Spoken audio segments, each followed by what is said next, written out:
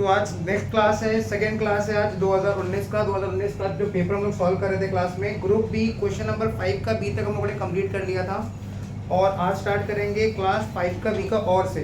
तो ये क्वेश्चन है, क्वेश्चन देख लो सबके पास क्वेश्चन होगा, क्वेश्चन नहीं होगा तो डिस्क्रिप्शन में आपको लिंक मिल जाएगा क्वेश्चन का। देख सकते हैं यहाँ पे लिखा हुआ है the particulars of receipts and issues of material. मतलब ये टॉपिक क्या है, स्टोर्स लेजर से ये क्वेश्चन आया हुआ है। रिसिप्ट मतलब हम लोग परचेज कर रहे हैं मटेरियल, इशू मतलब materials are being issued from stores to production department. Issue of material in a factory in March 2019 are as under. March 1 तारीख में ओपनिंग बैलेंस दिया हुआ है 1000 kg, रेट दिया हुआ है 5 रुपया, फिर परचेज किया है 6 रुपया करके, फिर इशू है, फिर परचेज है, फिर इशू है।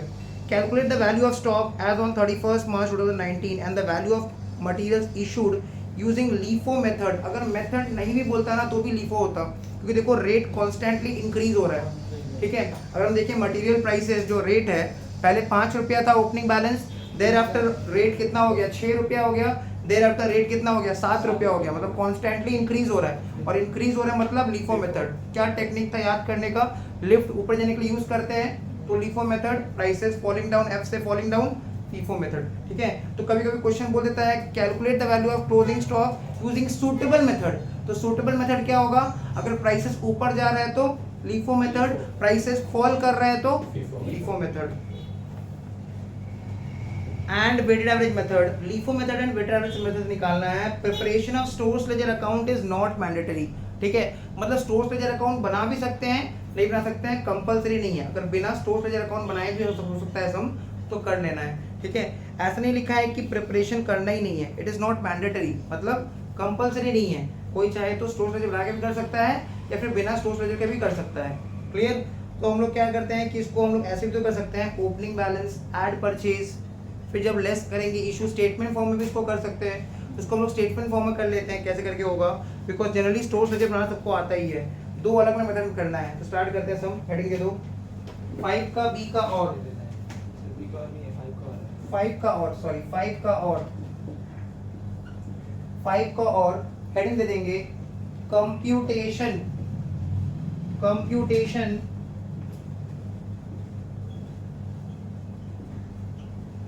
Of value of stock, computation of value of stock as on 31st March 2019, as on 31st March 2019 under LIFO method, under LIFO method, computation of value of stock as on 31st March 2019 under LIFO method। अगर question में ये नहीं बताया रहता कि preparation of stores laser mandatory not mandatory सब नहीं बताया रहता तो स्टोर्स लेजर बना देते, पर स्टोर्स लेजर बना भी सकते हैं, नहीं बना सकते हैं, स्टेटमेंट फॉर्म में कर लेते हैं। तो कैसे करेंगे, पर्टिकुलर्स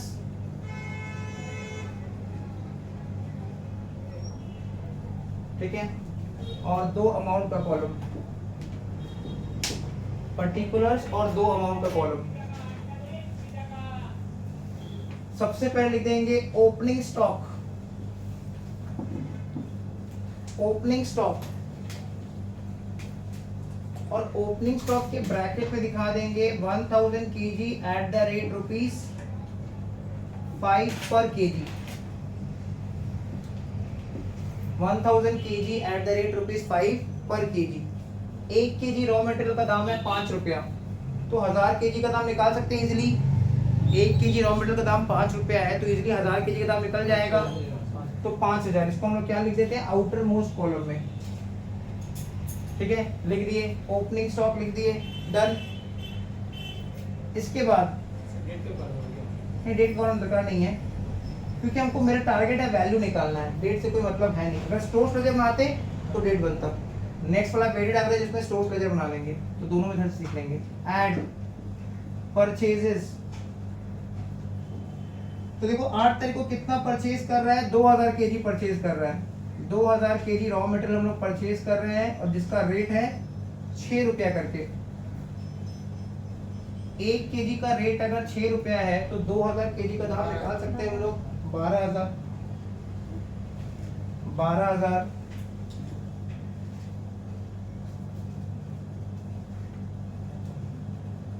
ठीक है 12,000। उसके बाद दिया हुआ है इशू। अब देखो इशू हो रहा है, लीफो मेथड है, कितना इशू हो रहा है 1400 केजी।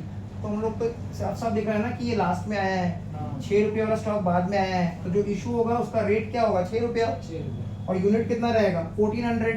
तो इसमें से कितना बैलेंस बच जाएगा 600, ठीक है 600 बैलेंस बच जाएगा, और रिमेनिंग बैलेंस पहले का तो है ही एग्जिस्टिंग 1000। तो अल्टीमेट बैलेंस आफ्टर इशू कितना बचेगा 1600 units.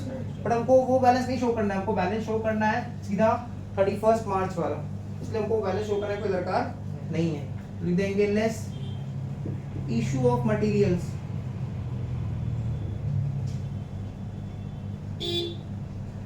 Issue of materials bracket में दिखा देंगे 1400 kg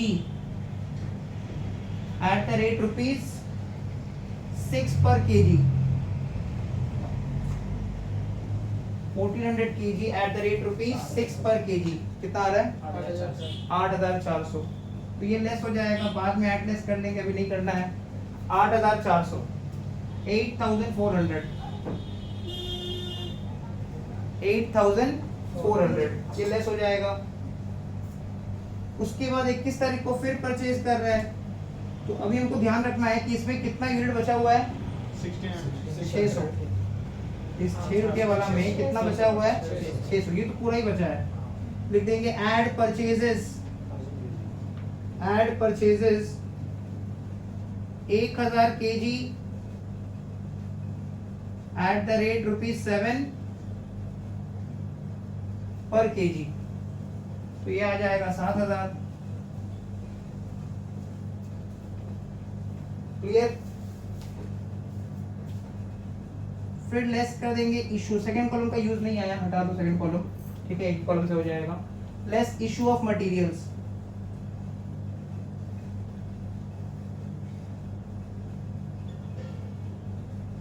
less issue of materials 2000 kg है, तो एक बार में तो इशू होगा नहीं, पहले हम लोग क्या करेंगे कॉलम दे दो, नेक्स्ट लाइन लिखो 600 kg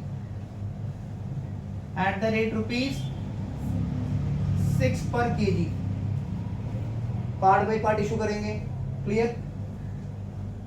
सॉरी खाली 7 रुपये वाला होगा, ठीक है 1000 kg से होगा 1000 kg at the rate ₹7 per kg। LIFO method है, जो लास्ट में है सबसे पहले बाहर निकल जाएगा, तो ये पहले ही 7 रुपये वाला बाहर निकलेगा, फिर 6 में से निकलेगा, फिर बचेगा तो 5 में से निकलेगा। तो 1000 kg 7 रुपये करके दिखा दो 7,000। उसके बाद 7 रुपये वाला खत्म, अब 6 रुपये में से कितना बचा हुआ था 600। नहीं यहाँ पे चलेगा, कोई दिक्कत नहीं है, सेकंड कॉलम में चलेगा। 600 kg बचा हुआ था, तो वो 600 kg पूरा ले लो, क्योंकि हम लोग को 2000 kg इशू करना है। और देख लेते हैं बीच में कोई शॉर्टेज तो नहीं दिया है ना, नहीं, जनरली लास्ट में शॉर्टेज दिया रहता है। 600 kg एट द रेट ₹6 पर kg, ये हो जाएगा 3,600।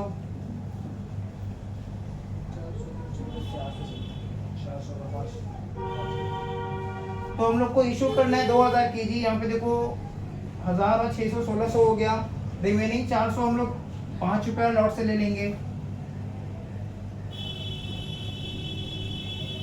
एट द रेट ₹5 पर kg 2000। तो 7,000 3,600 हो जाएगा 10,600 10,600 और 2000 हो जाएगा 12,600। 12,600 लेस कर देंगे, ऐड लेस कर देंगे, जो आएगा बच जाएगा, इसको लिख देंगे value of stock as on 31st March 2019 under LIFO method, under LIFO method कितना आ रहा है 19,800।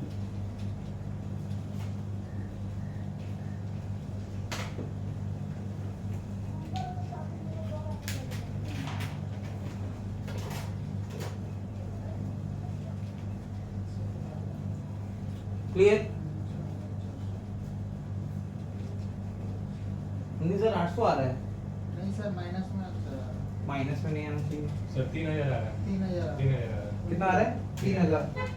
17 और 7 जोड़ेंगे तो 24 में 13,000 माइनस कर देंगे।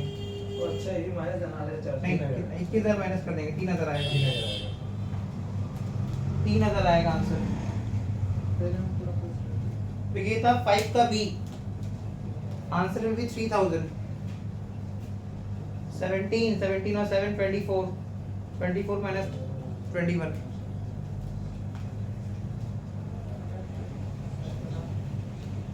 नेक्स्ट सब में आ जाओ, लेबर वाला सम, सॉरी वेटेड एवरेज बाकी है इसमें।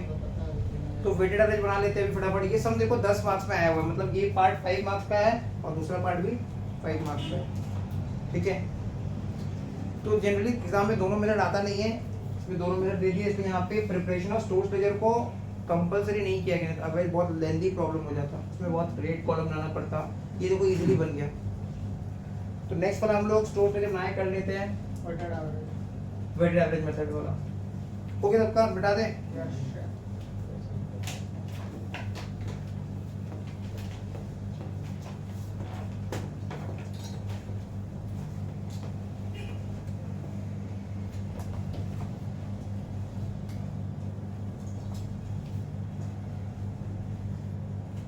तो हेडिंग दे देंगे स्टोर्स लेजर।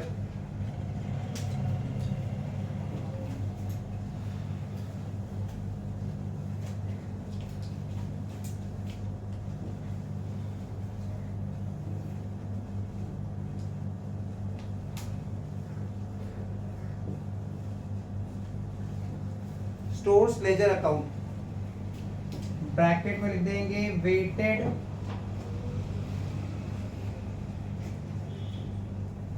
Average method.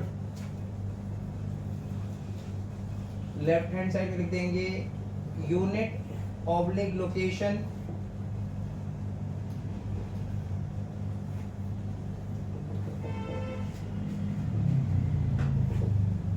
बिन number port number. Right hand side में लिख देंगे reorder level,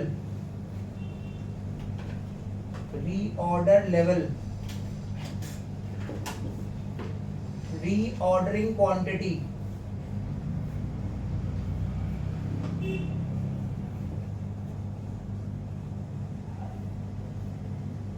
reorder level, reordering quantity. उसके बाद लिख देंगे maximum stock level, minimum stock level.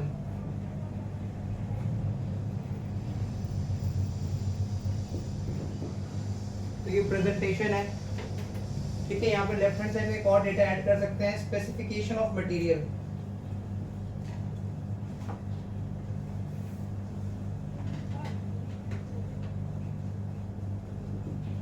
Specification of material. इसके बाद डेट का कॉलम, रिसिप्ट्स का column,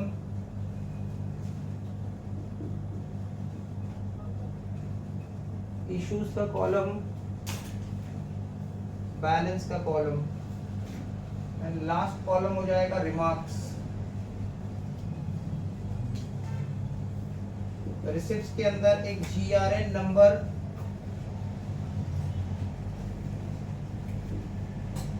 unit, rate, amount. Issues के अंदर SRN नंबर। GRN नंबर का फुल फॉर्म होता है goods receipt note, SRN number का फुल फॉर्म होता है stores requisition note. SRN number, unit, rate, amount.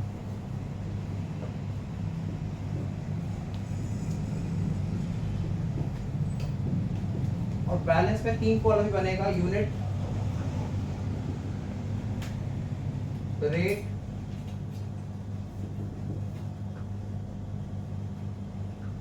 Amount, और लास्ट वाला रिमार्क का कॉलम। तो ये फॉर्मेट है, date, receipts, issues, balance, remarks.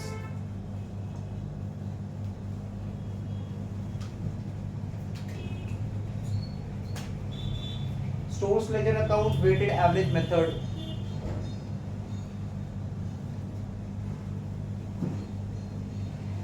बाकी सबको पता है लाइन कैसे ड्रॉ करना है। स्केल को ऐसे रख के, स्केल को ऐसे चाप के, पेंसिल को एकदम सीधा रख के, ठीक है, एकदम ध्यान देते हुए लाइन ड्रॉ करना है। हल्का सा भी लाइन में थोड़ा इधर उधर हुआ तो पेपर पे दिक्कत हो जाएगा, ठीक है, पूरा सम्स कैंसिल हो जाएगा। तो ये ऐसा SQ की तरफ से नोटिफिकेशन आया है कि लाइन एकदम सीधा ड्रॉ करना है, ठीक है। टेढ़ा होने पे मार्क्स भी टेढ़ा मिलेगा। क्लियर?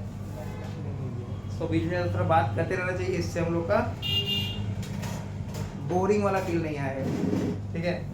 पढ़ाई तो ऐसे इंटरेस्टिंग है नहीं ना, तो स्टूडेंट लोग का बोलने का है। क्लियर? स्टार्ट करते हैं। डेट, रिसिप्ट्स, डेट बोल दे रहे हैं, ठीक है, डेट को डेट बोल दे रहे हैं, बताओ ऐसा भी होता है। Date, receipts, issues and balance and the last is remarks. Start करते हैं। सबसे पहले दिया हुआ opening balance and the year is 2019। सबसे पहले डेट में लिख देंगे 2019 मार्च का 1 तारीख।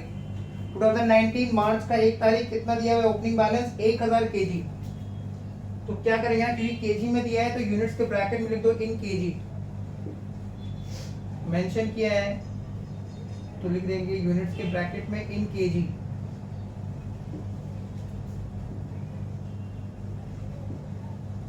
सो 1000 kg का स्टॉक है तो सीधा बैलेंस में लिखेंगे, ओपनिंग बैलेंस को सीधा बैलेंस में लिखेंगे। और रेट कितना दिया हुआ है? 5 रुपया करके। So amount will be 5000 and remarks में लिख देंगे ओपनिंग स्टॉक। रिमार्क्स में लिख देंगे ओपनिंग स्टॉक। बैलेंस था तो सीधा यूनिट में बैलेंस में बैठा दिए, यूनिट में 1000 kg, रेट 5 रुपया करके, अमाउंट में 5000 और रिमार्क्स में ओपनिंग स्टॉक। इसके बाद एक चाहे तो लाइन ड्रॉ कर देंगे। नेक्स्ट, मार्च का 1 तारीख के बाद 8 तारीख को परचेज कर रहे हैं। जब हम गुड्स परचेज करेंगे तो एंट्री रिसिप्ट में होगा, रिसीव कर रहे हैं गुड्स तो रिसिप्ट साइड में लिखेंगे। कितना लिखेंगे? 2000 kg 6 रुपया करके। तो यूनिट्स इन केजी में लिख देंगे 2000 kg, रेट 6 रुपया करके और अमाउंट पे लिख देंगे 12000। 2000 kg, रेट 6 रुपया करके, अमाउंट लिख देंगे 12000। अब क्योंकि वेटेड एवरेज मेथड है तो इसमें हम लोग क्या करेंगे, यूनिट्स कितना था पहले? 1000 kg, अभी कितना परचेज किए? 2000 kg, दोनों को ऐड कर देंगे, क्लबिंग करेंगे। यहाँ पे 1000 यूनिट था पहले, 2000 यूनिट और खरीदा तो दोनों को ऐड कर देंगे तो कितना हो जाएगा? 3000 unit. Similarly last amount, last balance, stock का बैलेंस, टोटल अमाउंट 5000 था और अभी जो परचेज किया उसका टोटल अमाउंट 12000 है। सो 5000 और 12000 ऐड करेंगे तो ये आ जाएगा 17000। 17000, 5000 और 12000 ऐड करेंगे तो आ जाएगा 17000। फिर से बता रहे हैं, ओपनिंग स्टॉक इन यूनिट्स था 1000 kg, जस्ट अभी हमने परचेज किया 2000 kg, दोनों को ऐड कर देंगे, क्लब कर देंगे दोनों एक साथ। कितना आ जा रहा है units? Total units 3000। Similarly total amount, जो ओपनिंग स्टॉक था उसका अमाउंट था 5000 और जो अभी परचेज किया उसका अमाउंट है 12000, दोनों को ऐड करेंगे तो 17000। नाउ देखो ये 17000 हमारा टोटल कॉस्ट है और ये 3000 हमारा टोटल यूनिट्स है। तो कॉस्ट पर यूनिट कैसे निकलेगा? ये रेट जो है ये कॉस्ट पर यूनिट है, पर केजी का रेट है, तो डिवाइड करके निकाल लेंगे। चला लो कैलकुलेटर, 17000 डिवाइड बाय 3000, 5.66। तो 5.67 लिख सकते हैं इसको। 5.66 रेकरिंग में है तो 5.67 लिख सकते हैं। कैसे है 5.67? 17000 डिवाइड बाय 3000 यूनिट्स। 17000 कॉस्ट है, total cost, divide by 3000 units, ये आ गया रेट। नेक्स्ट, उसके बाद क्या दिया हुआ है? इशू हुआ है कितना तारीख को? 17 तारीख को। 17 तारीख को इशू हो रहा है, कितना यूनिट्स इशू हो रहा है? 1400 kg। तो ये टोटल स्टॉक है 3000 यूनिट, तो इशू में दिखा देंगे यूनिट्स में 1400 यूनिट्स, 1400 kg। रेट कौन सा लेंगे? लास्ट फ्रेश रेट, यही वाला रेट लेंगे, 5.67। 5.67 तो 1400 into 5.67 कितना? 7938 7938। नाउ 3000 का स्टॉक था हमारे पास यूनिट्स में, 1400 इशू हो गया तो रिमेनिंग बैलेंस कितना होगा? 1600। तो बैलेंस में पुट कर दो 1600 एंड रेट चेंज नहीं होगा, रेट वही रहेगा 5.67, लेकिन मल्टीप्लाई करके नहीं बैठाना है, माइनस करके बैठाना है। 17,000 माइनस 7938 9062 9062। देखो फिर से बता दे रहे हैं, यहां तक तो क्लियर था। इसमें से कितना इशू हो रहा है 1400 यूनिट, इसका रेट क्या रहेगा, वही रेट, लास्ट फ्रेश रेट कितना है 5.67। तो मल्टीप्लाई किए 1400 इंटू 5.67 तो 7938 आ रहा है, ठीक है। अब 3000 यूनिट में से 1400 निकल गए तो कितना बचा 1600। रेट तभी चेंज होता है जब नया परचेज करते हैं मटेरियल, जब नया मटेरियल परचेज करेंगे तभी रेट चेंज होगा, अदरवाइज चेंज नहीं होगा। 17,000 का स्टॉक था हमारे पास, कॉस्ट टोटल कॉस्ट, उसमें 7938 रिलीज हो गया, इशू हो गया, तो रिमेनिंग कितना बचा 9062। फिर 21 तारीख को परचेज कर रहे हैं,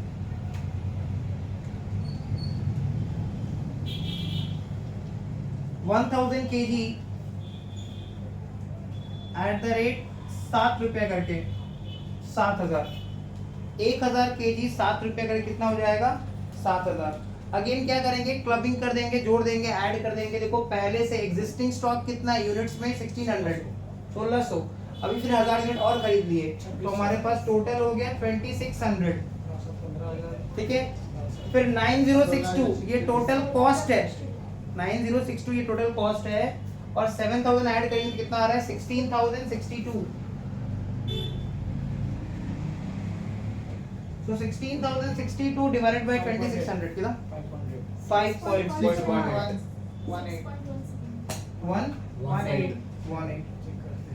16,062 divided by 2600। तो देखो नया रेट आ गया फिर से, जब जब परचेज करेंगे ना, जब जब वहां पे ऐड ऑन करेंगे मटेरियल, तब तब रेट चेंज हो जाएगा। रेट तभी चेंज होगा when there is purchase of material, ठीक है, when there is purchase of material.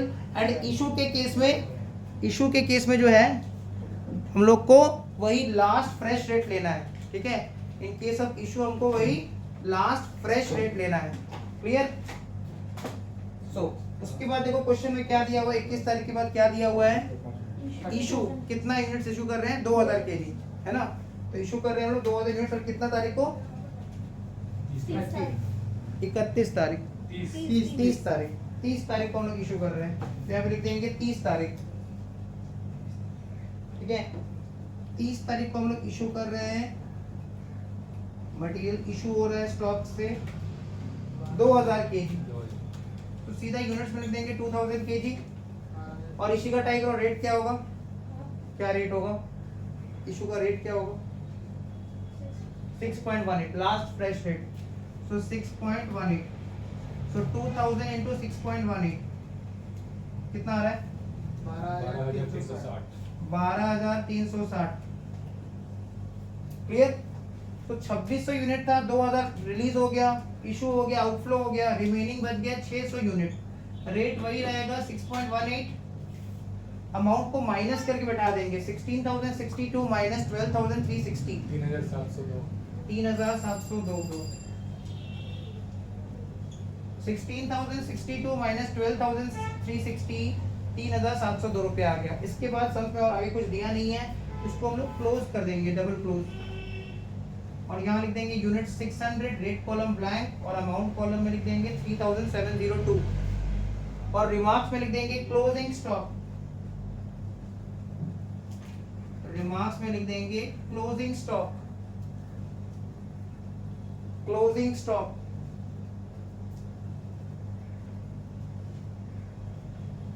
फिर एक लाइन ड्रॉ कर देंगे नीचे, लेफ्ट हैंड साइड में लिख देंगे costed by dot dot dot, right hand side में लिख देंगे verified by dot dot dot, costed by and verified by. तो इससे हमारा जो सम्स है वो कंप्लीट हो गया। 2 मिनट में सम सॉल्व करना था, एक लीफो एक वेटेड एवरेज, दोनों से हम लोगों ने सम्स को सॉल्व कर लिया।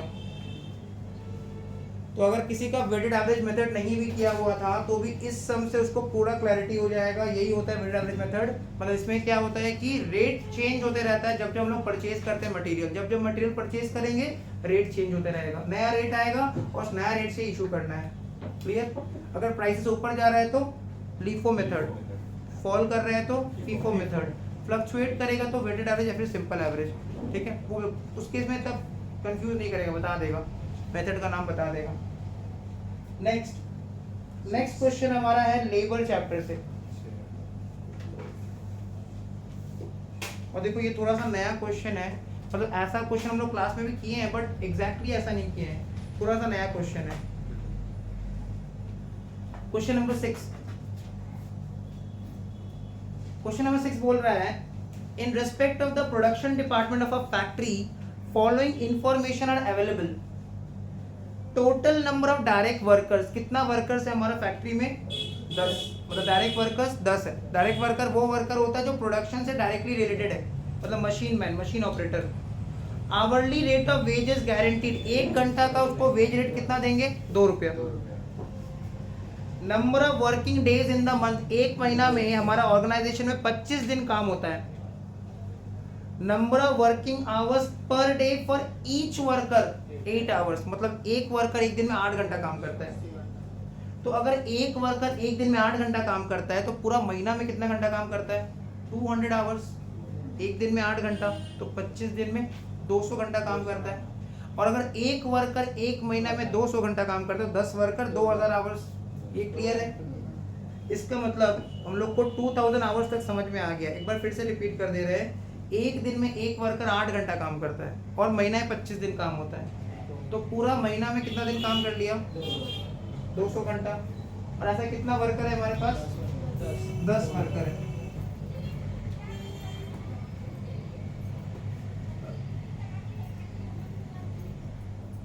हमारे पास 10 वर्कर ऐसा है, ठीक है। सो अकॉर्डिंगली फैक्ट्री में कितना आवर्स काम हो रहा है, 8 घंटा काम कर रहा है एक दिन में, तो 25 दिन में एक वर्कर काम करेगा 200 आवर्स। और 10 वर्कर है, 200 आवर्स से मल्टीप्लाई कर देंगे तो 2000 आवर्स आ जाएगा। एक्चुअल प्रोडक्शन कितना है ड्यूरिंग द मंथ, 1000 यूनिट, मतलब 2000 घंटा काम करके हमने 1000 यूनिट बनाया है। मतलब टाइम ज्यादा दिया है, डबल टाइम देके प्रोडक्शन आधा हुआ है। सिंपल सा बात ये है, 2000 घंटा काम करने पे कितना बना है, 1000 यूनिट। मतलब हर यूनिट के लिए ऑन एन एवरेज कितना टाइम लगा था, 2 घंटा। एक पीस बनाने के लिए वर्कर लोग कितना टाइम लिया था, 2 घंटा। क्लियर? नीचे लिखा हुआ है इन view of the increase demand for the product, अचानक से हमारा प्रोडक्ट का डिमांड बढ़ गया मार्केट में।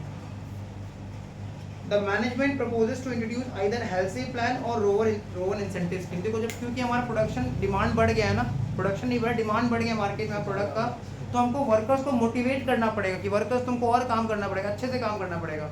अगर हम उनको मोटिवेट नहीं करेंगे और वो लोग पहले का स्पीड में काम करें तो उससे हम लोग डिमांड को फुलफिल नहीं कर पाएंगे।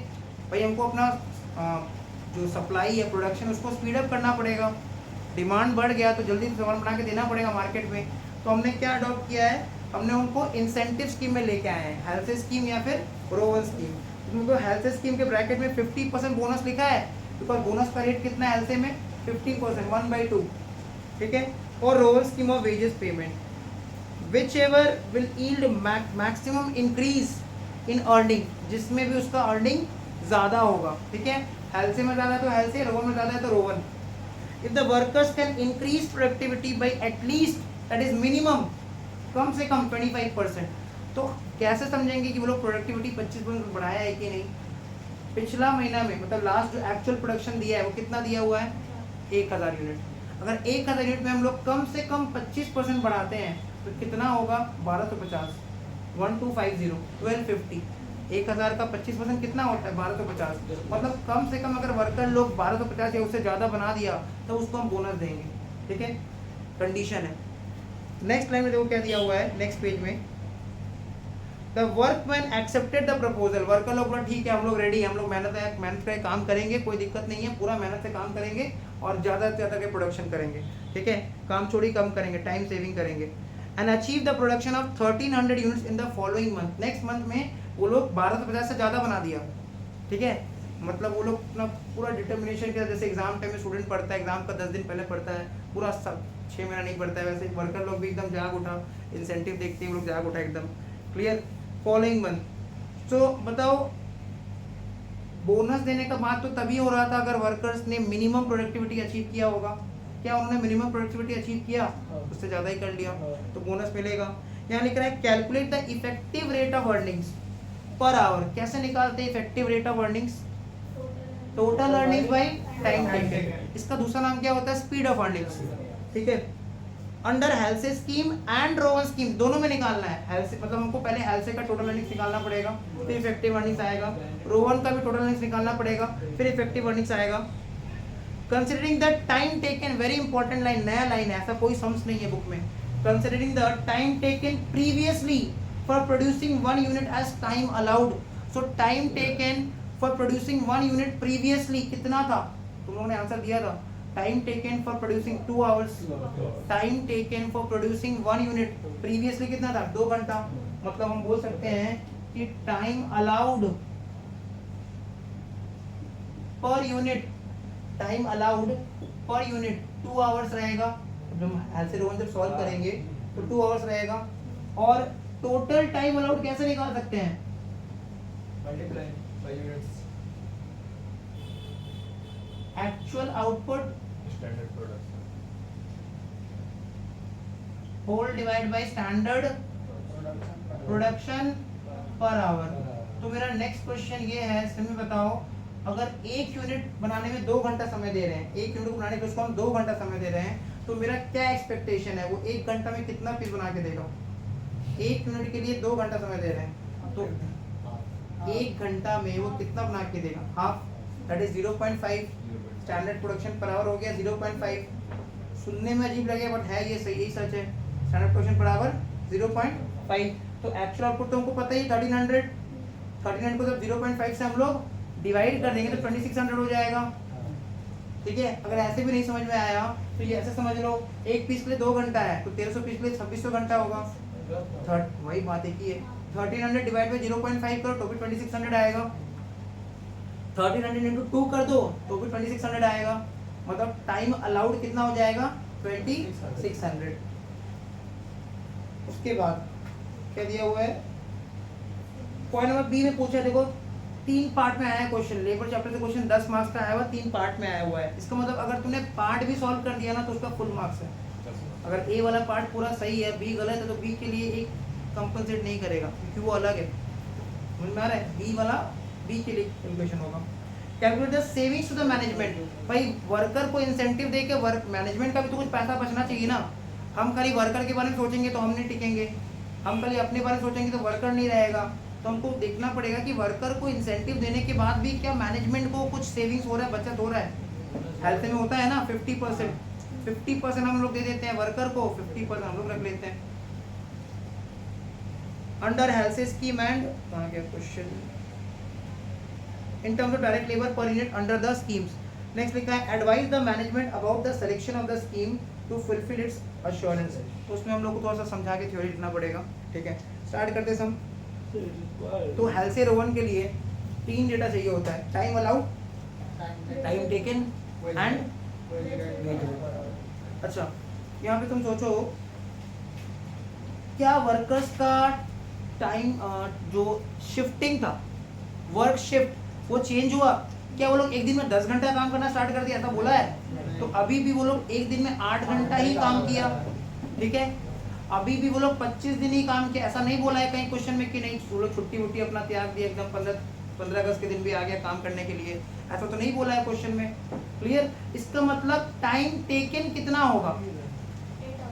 नहीं, टोटल में टाइम और टोटल में निकाला है ना, तो टाइम टेकन कितना होगा? कितना होगा? नहीं ट्राई करो, 200 नहीं होगा, 2000 वही रहेगा। जो टाइम पिछला बार लिया था वो उसी टाइम में यहाँ कंप्लीट करके दे रहा है ना। क्वेश्चन आ रहा है कि ऐसे कैसे हो गया? पिछला बार 2000 घंटा काम करके 1000 पीस बनाया, अभी 2000 घंटा काम करके 1300 पीस बना दिया। तो जितना भी फालतू का टाइम वो लोग वेस्ट करता था ना, उसको लोग बचा लिया, बातचीत कम कर दिया, सिर्फ अपना काम पे फोकस कर रहा था। क्लियर? इससे क्या हुआ? प्रोडक्टिविटी कैसे बढ़ेगा? लिमिटेड टाइम पीरियड में हमको ज़्यादा पीस यूनिट बनाना है, तो हमको अपना जितना भी वेस्टेज टाइम है उसको कम करना पड़ेगा, एलिमिनेट करना पड़ेगा।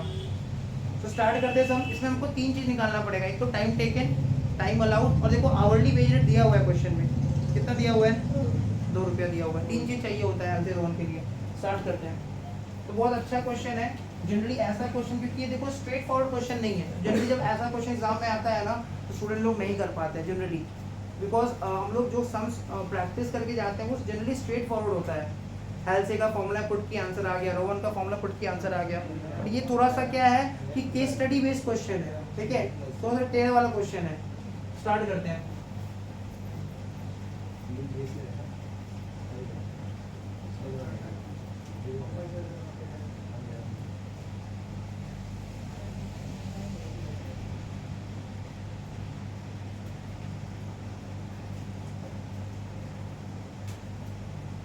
सम नंबर 6 सबसे पहले देंगे total working hours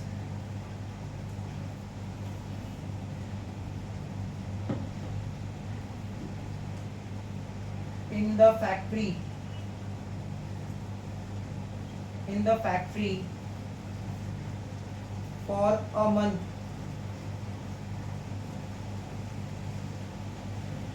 for a month 8 hours into 25 days into 10 workers,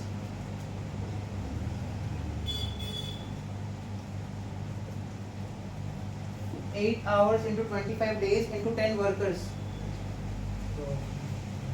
2000 hours, ठीक है। तो ये टोटल वर्किंग आवर्स है, मतलब यही टाइम टेकन होगा, टाइम टेकन तो यही होगा। ओके, नेक्स्ट निकालेंगे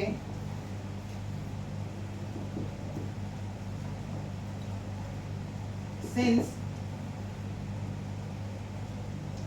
time taken to produce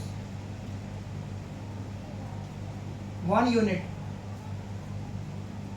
since time taken to produce 1 unit is equal to time allowed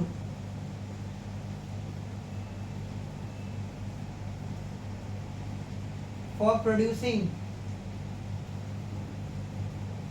1 unit, इसके नीचे ब्रैकेट में लिख देना before considering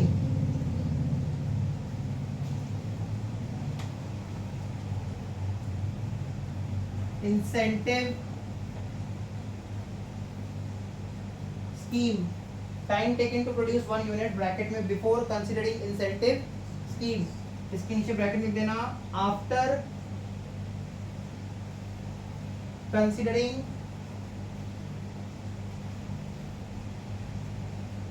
incentive scheme. Clear? ये बात कहाँ लिखा हुआ है, ये बात लिखा हुआ है पॉइंट नंबर ए में। Calculate the effective rate of earning per hour under Halsey scheme and Rowan scheme considering the time taken previously for producing 1 unit as time allowed. जो टाइम टेकन था पहले, जो टाइम टेकन था 1 unit बनाने के लिए, उसी को हम लोग टाइम अलाउड कंसिडर करेंगे। इस तरह से हमने ऐसा एक इक्वेशन फॉर्म कर लिया है, ठीक है। Time taken for producing 1 unit before considering incentive scheme, incentive scheme मतलब Halsey Rowan. Time allowed for producing 1 unit after considering incentive scheme. अब देखो पिछला मंथ का हम लोग का प्रोडक्शन कितना है, क्वेश्चन में चेक कर लो, 1000 यूनिट, और हमने कितना देर काम करके 1000 यूनिट बनाया है, 2000 आवर्स। यहाँ पे लिखेंगे time taken to produce 1000 units, ठीक है, 1000 units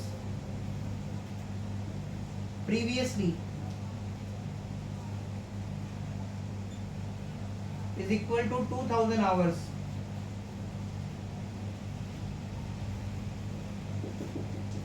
Therefore, time taken to produce 1 unit, bracket में लिखेंगे previously is equal to 2000 hours divided by 1000 units is equal to 2 hours। देखो ये दो लाइन क्या क्लियर है? जैसे हम लोग बचपन में यूनिटरी मेथड का सम सॉल्व करते हैं ना अरिथमेटिक में, वैसे ही वाला है। Time taken to produce 1000 units previously is equal to 2000 hours. Therefore time taken to produce 1 unit bracket में प्रीवियसली मतलब प्रीवियस मंथ को प्रोडक्शन का बात कर रहे हैं, 2000 घंटे में 1000 पीस बनाया, तो 1 घंटे के लिए दो घंटा लग रहा है, एक पीस में 2 घंटा लग रहा है। अब इस लाइन में आ जाओ, ये हमने क्या निकाला है? Time taken to produce 1 unit previously, ये वाला लाइन है ना, ये इक्वल टू है after. Clear? Therefore time allowed for producing time allowed for producing 1 unit bracket लिख देना आफ्टर कंसीडरिंग।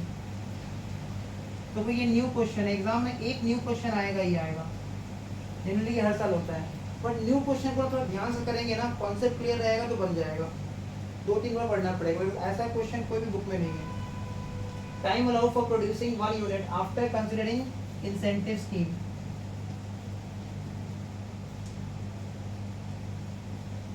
बताओ इसमें क्या लिखे? इक्वल टू कितना लिखे? क्या लिखना चाहिए इसमें? 2000 आवर्स 1000 यूनिट, क्या लिखना चाहिए इसमें? 2 आवर्स। ठीक है, समझ में आ रहा है? यहाँ तक क्लियर है? Time allow for producing 1 unit यहाँ तक क्लियर है? 1 यूनिट बनाने के लिए टाइम अलाउ 2 घंटा है। अब अगर 1 यूनिट बनाने के लिए टाइम अलाउ 2 घंटा है, ब्रैकेट में बार-बार लिख रहे हैं after considering incentive scheme, so standard production per hour bracket में अंडर इंसेंटिव स्कीम कितना होगा? 0.5 यूनिट्स, हाफ यूनिट। तो नेक्स्ट लाइन निकाल देंगे। Therefore standard production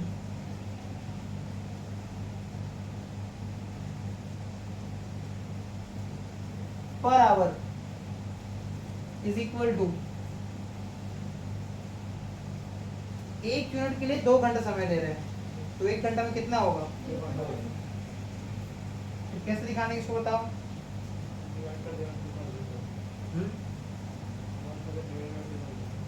1 unit divided by 2 hours।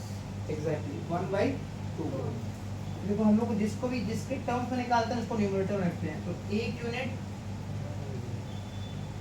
2 घंटा में, तो 0.5 units per hour, half unit per hour, आधा सामान बनाएगा 1 घंटा में, आधा कंप्लीटेड सामान। यहाँ तक क्लियर है? नेक्स्ट इसके बाद निकाल देंगे time allowed for producing 1300 units.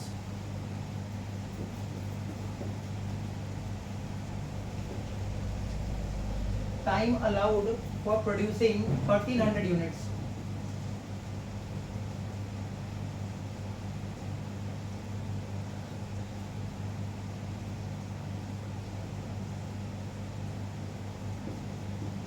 अब हम लोग इतना स्टेटमेंट लिख के कर रहे हैं, हो सकता है कि कोई दूसरा स्टूडेंट है वो कोई और मेथड से मतलब लाइन में ड्रॉ टेबल बनाए कर दे, उससे कोई दिक्कत नहीं है। आंसर रॉन्ग करेक्ट होना, जिसका कोई प्रिस्क्राइब फॉर्मेट नहीं ऐसे करके होगा। ठीक है, जैसे हम लोग अरिथमेटिक का सम सॉल्व करते थे वैसे ही सॉल्व कर रहे हैं। तो time allowed for producing 1300 units is equal to, कैसे निकालते हैं टाइम अलाउड? फॉर्मूला हम लोग बना लिए थे, actual output whole divide by standard production per hour. Standard production per hour, so actual output कितना है? क्वेश्चन में दिया हुआ है 1300 यूनिट बनाया है वो लोग इस महीना में, 1300 यूनिट्स, और स्टैंडर्ड प्रोडक्शन पर आवर कितना है? 0.5 यूनिट्स पर आवर। तो अगर हम डिवाइड कर दें तो ये आ रहा है 2600 आवर्स। 2600 आवर्स।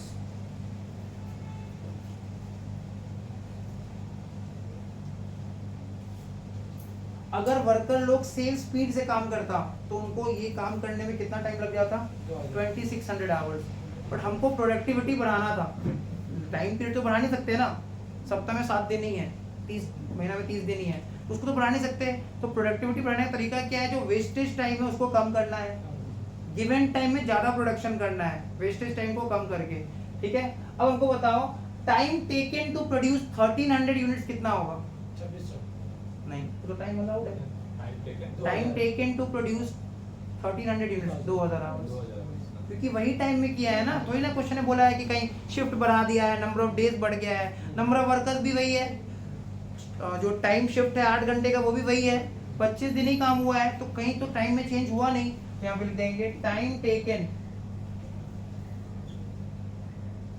For producing. देखो यहाँ पे कैसे पता चला, यहाँ पे देखो दिया हुआ है, नेक्स्ट पेज में दिया हुआ, पेज नंबर 3 में, the workman accepted the proposal and achieve the production of 1300 units in the following month, मतलब एक महीना काम करके। तो एक महीने में लोग 25 दिन ही काम किया है, जैसा दिया हुआ है क्वेश्चन में, बाकी दिन छुट्टी रहता है। Time taken for producing 1300 units is equal to 2000 hours. अब देखो टाइम सेविंग कर रहा है ना वर्कर टाइम सेव करेगा तभी तो बोनस मिलेगा, अगर टाइम सेव करता नहीं तो बोनस मिलता नहीं। हम उसका काम से खुश हो गए कि उसने एक महीना में जहाँ जो उस काम को करने के लिए 2600 घंटा लगता वो 2000 घंटा में ही खत्म कर दिया, टाइम बचा लिया, उनको बोनस देंगे हम, उनको टाइम सेव किया है। तो यहाँ तक क्या था ना, क्वेश्चन को पहले यहाँ तक रॉ डेटा को हमने प्रोसेस करके इन्फॉर्मेशन बनाया, ये इन्फॉर्मेशन दिया हुआ नहीं था। डेटा और इन्फॉर्मेशन में क्या डिफरेंस होता है, डेटा रॉ फॉर्म में होता है, इन्फॉर्मेशन प्रोसेस्ड होता है। ठीक है, जैसे मान लो हम बाजार से हम लोग चिकन खरीद के लाते हैं तो वो रॉ होता है, बन जाने को चिकन बिरयानी बन जाता है, तो प्रोसेसिंग करने के बाद बनना नहीं होगी, इतनी बात कर सकते हैं। क्लियर है? 30 तारीख के बाद will talk about this serious topic after 30th of अगस्त। ठीक है, सो 2000 आवर्स यहाँ तक क्लियर है। अब इसको हम लोग पुट कर देंगे, हेल्से के फॉर्मूला में पुट कर देंगे। स्टार्ट करते हैं, total earnings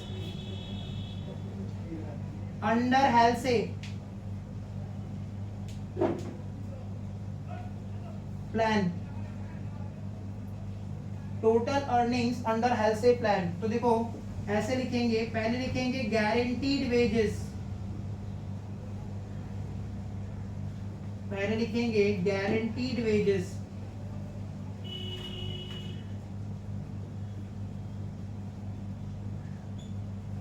plus bonus. Worker को दो चीज मिलता है हेल्से में, एक गारंटीड वेजेस मिलता है प्लस बोनस मिलता है। सो गारंटीड वेजेस कैसे निकलेगा, time taken into wage rate per our, this will be guaranteed wages, मतलब इतना तो मिलेगा ही मिलेगा, कोई इससे छीन नहीं सकता ये पैसा, plus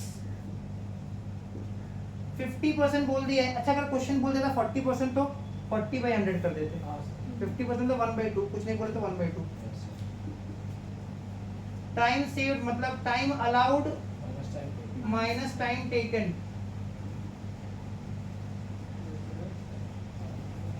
into wage rate per hour.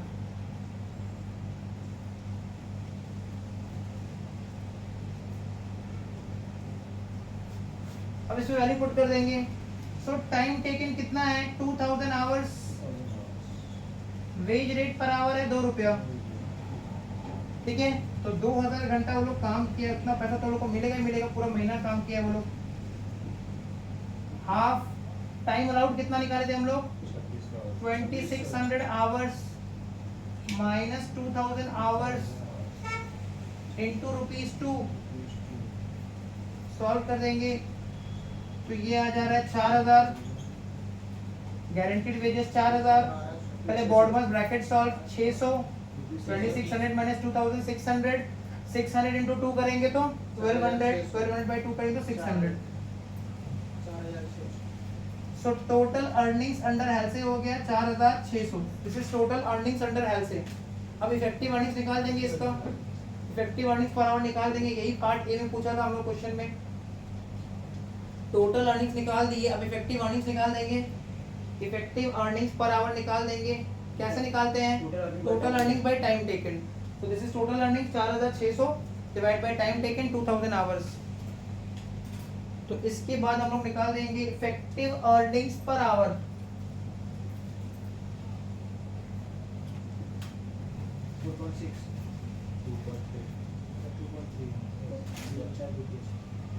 Effective earnings per our,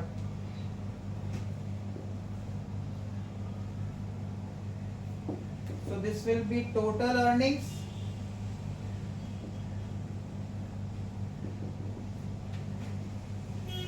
by time taken.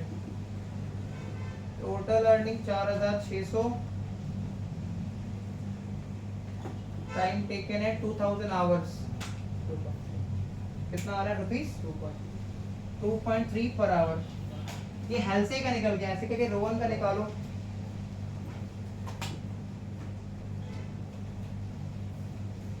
₹2.30 per hour, ये आगे effective earnings. Effective earnings per our का दूसरा नाम होता है speed of earnings.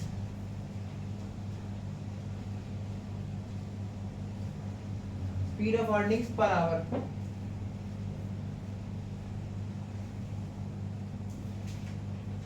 Speed of earnings per hour. तो हम लोगों ने पहले हेल्से को सॉल्व किया, हेल्से का आंसर निकाला, उसके बाद इफेक्टिव अर्निंग्स निकाला। अब हम लोग क्या करेंगे, रो वन कैलकुलेट करेंगे, रो वन का टोटल अर्निंग्स निकालेंगे। ये हम लोगों ने हेल्से का इफेक्टिव अर्निंग्स निकाल लिया। अब रो वन का इफेक्टिव अर्निंग्स निकालेंगे।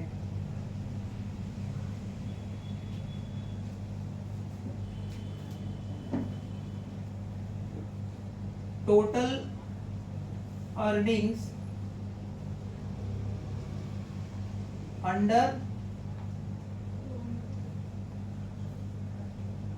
रो one scheme, total earnings under Rowan scheme. So लिखेंगे time guaranteed wages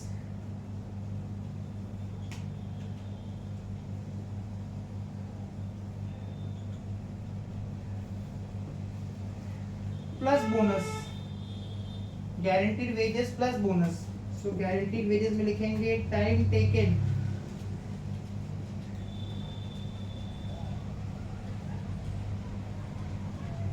into wage rate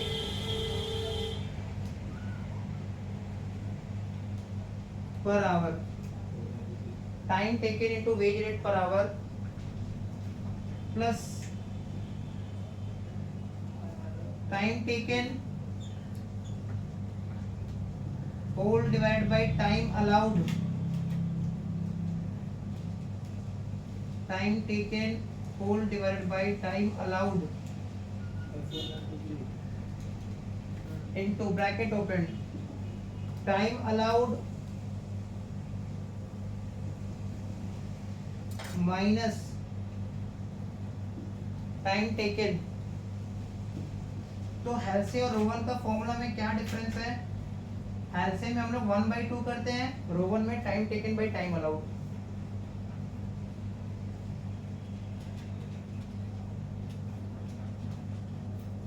बस ये डिफरेंस है हेल्से और रोवन का फॉर्मूला में। सो टाइम टेकन कितना 2000 hours, veg rate per our रहेगा ₹2 plus 2000 hours whole divide bye 2600 hours. और हम लोग यहाँ पे रेशियो लेते हैं, ratio of time taken is to time allowed. देखिए बोनस का रेशियो क्या होता है, time taken is to time allowed into 2600 hours minus 2000 hours और वेज रेट पर आवर है ₹2। तो ये तो आ रहा है 4000, उधर कितना आ रहा है 923 923 923 923 रुपये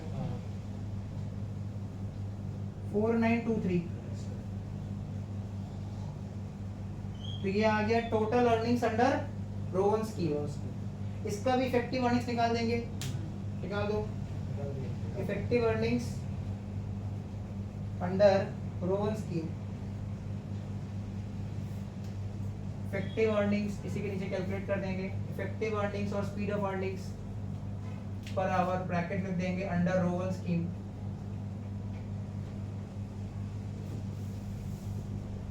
under Rowan scheme so total earnings by time taken, total earnings by time taken, total earnings है 4923, टाइम टेकन कितना है 2000 और ये कितना 2000 था ना, कितना आ रहा है रेट 2.46 ठीक है। तो कंपनी ने एक प्रॉमिस किया था वर्कर से, देखो ऊपर में दिया हुआ है, इन view of the increase demand for the product, company चाहता है कि उसका डिमांड जो मार्केट में बढ़ा है ना तो उसका प्रोडक्शन भी बढ़ जाए। The management proposes to introduce either Halsey और Rowan scheme of wage payment whichever will yield maximum increase in earning, जिससे भी अर्निंग किसका है, वर्कर्स का है, लेबर्स का है कि कंपनी का है, अर्निंग तो लेबर का है ना, वर्कर्स का, हमारी तो कॉस्ट है ना, ऑर्गेनाइजेशन के लिए तो कॉस्ट है, वर्कर्स के लिए अर्निंग है। Whichever will increase the maximum increase in earning, ठीक है। So maximum increase in earning हम देख पा रहे हैं इफेक्टिव अर्निंग्स पर आवर किसमें ज्यादा है, रोवन में, तो हम लोग रोवन को सिलेक्ट करेंगे। इफ द वर्कर्स, कंडीशन ये था, तो उन्होंने मेरा कंडीशन फुलफिल किया है, वो लोग प्रोडक्टिविटी कम से कम 25% से बढ़ा देगा, तो प्रोडक्टिविटी 30% से बढ़ गया था, 1000 से 1300 हो गया था, 30% से बढ़ गया, ठीक है। सेकेंड पार्ट में क्वेश्चन में ये पूछा है, calculate the savings to the management in terms of direct labour cost per unit under the scheme, ठीक है। क्या सेविंग्स हो रहे मैनेजमेंट को अंडर द स्कीम्स लिखा हुआ है, दोनों ही स्कीम में हमको निकालना है, ठीक है। सेविंग्स टू द मैनेजमेंट, तो पहले हमको निकालना पड़ेगा एग्जिस्टिंग कॉस्ट पर यूनिट कितना आ रहा था। देखो एग्जिस्टिंग कॉस्ट कितना लग रहा था, अगर हम लोग डेटा को पढ़ें क्वेश्चन में, कॉस्ट एग्जिस्टिंग डेटा, मतलब जब हम लोग ये इंसेंटिव स्कीम में नहीं गए थे तो हम लोग कितना घंटा लेबर से काम करवा रहे थे, 2000 घंटा, और कितना करके वेजेस पे कर रहे थे, 2 रुपया करके, तो कितना वेजेस पे कर रहे थे 4000, और वो हमको कितना पीस बना के दे रहा था 1000, तो पर यूनिट कितना 4 रुपया, कुछ समझ में नहीं आया। 2000 घंटा लेबर काम किया था, 1 घंटा का 2 रुपया, तो 2000 घंटा काम करवाए थे लेबर से, तो 2000 घंटा का 4000 रुपया कंपनी अपने पॉकेट से दिया, उसके बदले में लेबर लोग कितना पीस बना के दिया था 1000 यूनिट, तो 4000 रुपया देने के बदले अगर 1000 पीस मिल रहा है बना के, तो एक पीस का क्या दाम पड़ रहा था, कॉस्ट 4 रुपया, ये एग्जिस्टिंग वाला हो गया। अब इधर पे आ जाओ, हेल्से में देखो, हेल्से में देखो कितना हम लोग उसको पेमेंट कर रहे हैं टोटल में, टोटल बताना 4600 रुपया पेमेंट कर रहे हैं हेल्से में, और वो हमको उसके बदले कितना पीस बना के दे रहा है 1300, तो 4600 divide by 1300 cost per unit कितना आ रहा है, कैलकुलेटर नहीं देख लो कैलकुलेटर, 3.5, तो कम तो हो रहा है, देखते हैं रोवन में कितना आ रहा है, 4923 डिवाइड बाई 1300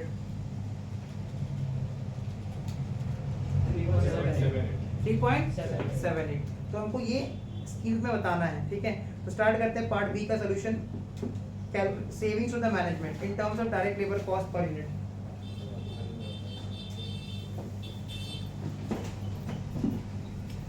तो सर हम लोग ये रखेंगे ना, हेल्थ वाला, अब वो हमको लास्ट आंसर बताना है, एडवाइस, अभी हम लोग को सबका कॉस्ट पर यूनिट निकालना है।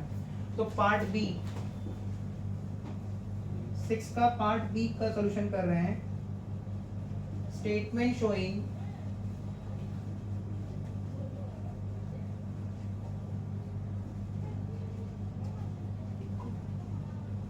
Direct labour cost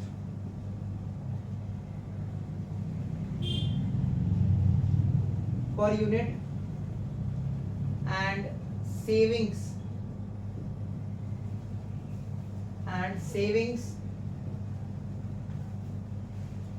to the management and savings to the management under alternative schemes,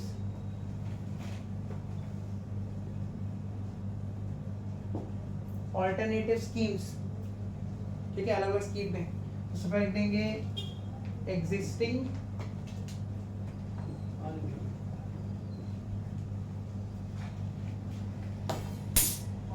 लिख देंगे इंसेंटिव स्कीम लिख के इसके अंदर दो कॉलम बना लेंगे, हेल्से एंड रोवन।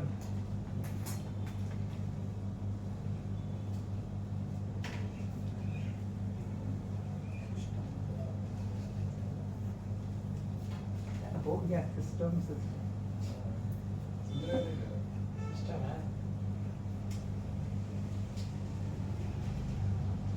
इतना हाइप बना देते ना हम लोग कोई भी चीज को। हाँ सर, ये तो है सर, खुद में खाई नहीं ठीक है, लेकिन जितना है नहीं उतना ज्यादा श्रद्धा बना दिया लोगों ने।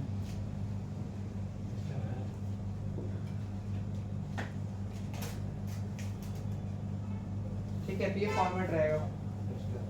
सबसे पहले देंगे टोटल लेबर कॉस्ट। ठीक है, टोटल लेबर कॉस्ट तो यहाँ दिखा देंगे 2000 घंटा हम लोग उससे काम करवा रहे थे और 1 घंटे का 2 रुपया का, क्योंकि देखो एग्जिस्टिंग में तो कोई उसको बोनस नहीं मिल रहा था ना।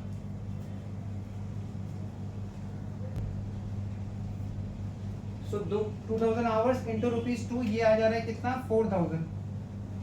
हेल्थ में कितना आ रहा था टोटल लेबर कॉस्ट 4600। और इसमें 4920।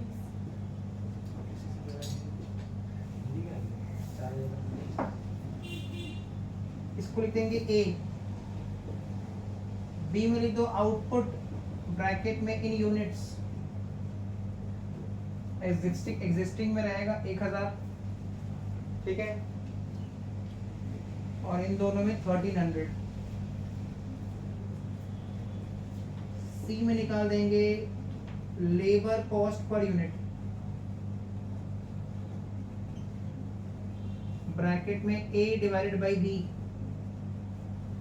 ए में क्या है, डायरेक्ट लेबर कॉस्ट है, आउटपुट से डिवाइड कर देंगे, ब्रैकेट में लिख देंगे इन रुपीस पर यूनिट। तो ये आ रहा है 4 रुपया। मतलब पहले जब हम लोग इंसेंटिव स्कीम में नहीं गए थे हम लोग को लेबर कॉस्ट 4 रुपया पड़ रहा था एक यूनिट का, और अभी कितना 3.5। 5 के बाद कुछ 3.5 चाहिए। 5.4 कर दो, और इसमें 3.78। ठीक है, इसका मतलब अगर हम ध्यान से देखें तो यहाँ पे ये पूछ रहा है कि कितना सेविंग्स हो रहा है। मतलब मैनेजमेंट अगर हेल्थ स्कीम अडॉप्ट करेगा तो देखो उसको कितना सेविंग्स हो रहा है पर यूनिट 0.46 पर यूनिट। अगर मैनेजमेंट हेल्थ स्कीम को अडॉप्ट करेगा तो उसको कितना सेविंग्स हो रहा है 0.46। समझ में आ रहा है डिफरेंस। और अगर मैनेजमेंट रोवन स्कीम अडॉप्ट करेगा तो कितना सेविंग्स होगा 0.22। आ रहा समझ में। तो सेकंड पार्ट में क्वेश्चन में यही पूछा है, calculate the savings to the management in terms of direct labour cost per under the schemes. यहाँ पे लिखो savings to the management, savings to the management under health scheme या फिर under health is equal to ₹4 minus ₹3.54 is equal to ₹0.46 per unit. कि management को हर unit में इतना रुपया बचेगा अगर उसको हेल्थ स्कीम में डालते हैं तो। इसी के नीचे दिखा देंगे savings to the management under Rowan, savings to the management under Rowan.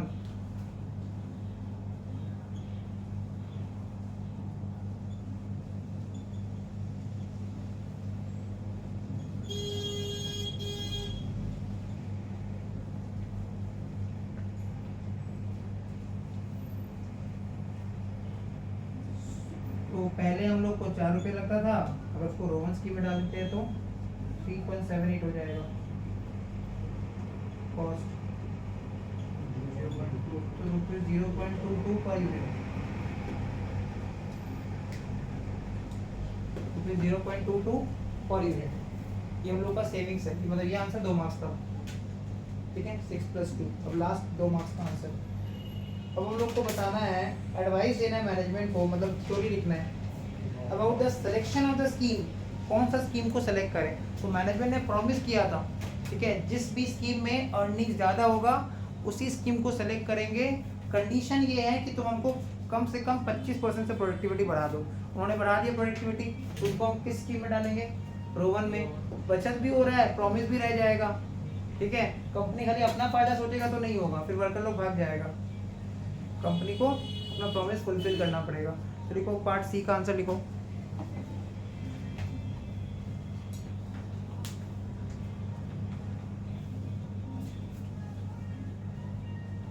देखो, it is advisable to the management, it is part C का answer, it is advisable to the management to adopt or select oblique select to select the row1 scheme. It is advisable to the management to select the row1 scheme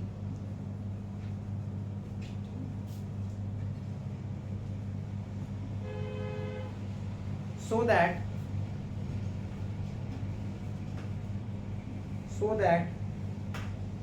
the assurance given by the management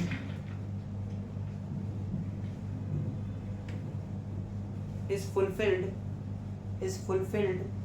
so that the assurance given by the management is fulfilled as productivity is enhanced by more than 25%, as productivity is enhanced by more than 25%। क्योंकि उन्होंने productivity 25% से ज़्यादा से बढ़ा दिया तो अपना promise रखेंगे, ठीक है, विच मींस हायर वाले में रखेंगे उनको 25%।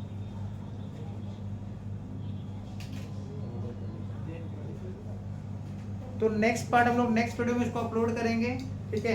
ये वीडियो यहीं तक रहेगा, मिलते हैं नेक्स्ट वीडियो में, टिल देन बाय बाय।